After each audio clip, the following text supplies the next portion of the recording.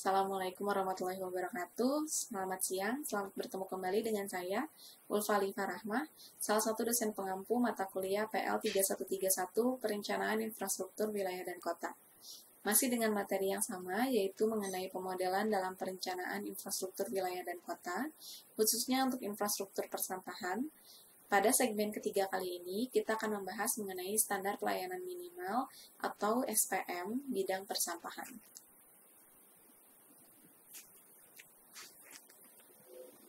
Oke, SPM ini merupakan ketentuan mengenai jenis dan mutu pelayanan dasar.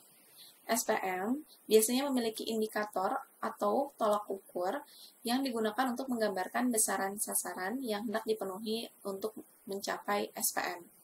Jadi biasanya nanti dalam SPM kita bisa melihat indikator yang terukur. Jadi kita akan dengan mudah melihat kondisi atau status kita sudah sampai mana untuk mencapai suatu sasaran.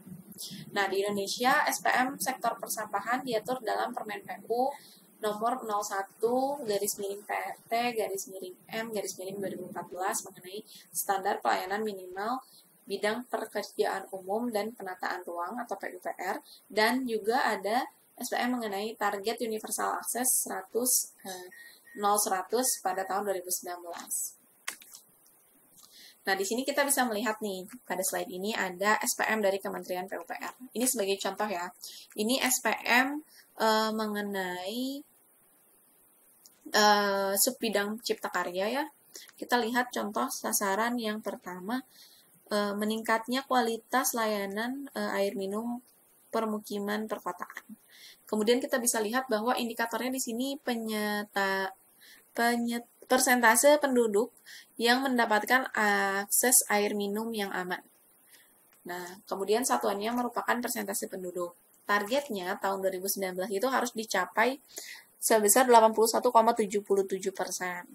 Nah, cara mengukurnya seperti apa? Cara mengukurnya dengan cara survei dan kuesioner. Jadi kalau misalnya kita mau mengecek ketika tahun 2019 sudah mencapai sasaran atau belum, kita bisa melihat dari mana? Dari indikatornya yang harus dilihat, yaitu persentase penduduk yang mendapatkan akses air minum. Jadi itu target kita, mendapatkan data persentase itu. Kalau seandainya sudah tercapai, artinya kita sudah mencapai sasaran dari SPM.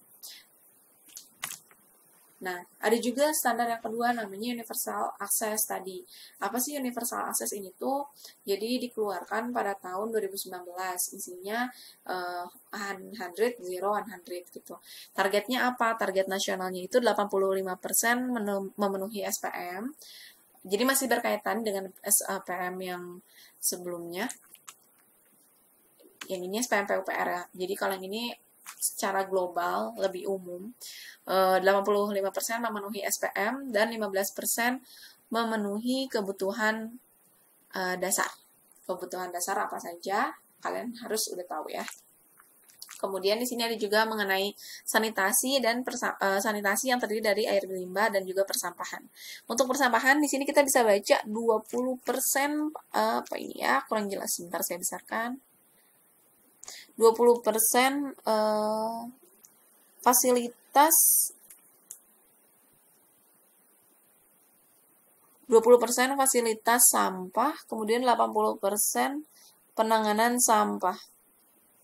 Reduksi. 20% fasilitas reduksi sampah dan yang 80% penanganan sampah. Jadi target perkotaan itu 20% dan 80% ya. Sudah jelas, itu yang harus dipenuhi terkait akses universal bidang sanitasi.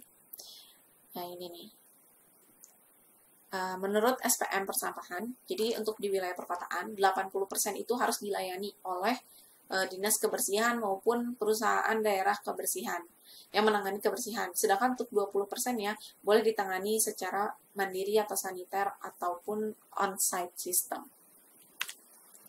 Nah, kemudian di sini juga kita bisa melihat bahwa prioritas dari penanganan sistem persampahan 100% untuk kawasan pusat kota atau CBD dan pasar, 100% untuk jiwa perkawasan permukiman dengan kepadatan di atas 100%, kemudian 80% untuk kawasan permukiman perkotaan, 100% untuk penanganan limbah industri, 100% untuk penanganan limbah B3 atau medical waste. Nah, lalu di sini ada lagi SPM bidang persampahan beberapa hal yang perlu kalian pahami, di sini maaf ada typo. Jadi, oke, sip. Nah, gini.